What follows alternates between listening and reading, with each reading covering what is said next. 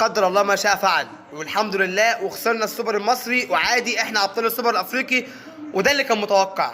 بس يا جماعه انا قسما بالله العلي العظيم اول ما شفت شيكابالا بيشوط ضربه الجزاء ورايح يتقدم يشوط ضربه الجزاء قلت هيضيعها. شيكابالا من اول ما راح نادي الزمالك ومن اول ما كان موجود في نادي الزمالك وهو غير موفق مع النادي الاهلي، عادي هي الدنيا وتوفيق وعدم توفيق، وده راجل دايما غير موفق مع النادي الاهلي. جبته يشوط كرة زي كده ليه؟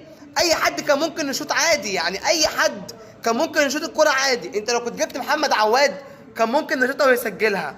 يعني انا بس كان عندك لعيبه كتير وكان عندك حلول كتير غير شيكابالا. طيب شيكابالا ضيع، عمر جابر، يا جماعه الناس الكبيره دي خلاص هم عندهم خبره، الشناوي حافظ تاريخهم يا جماعه.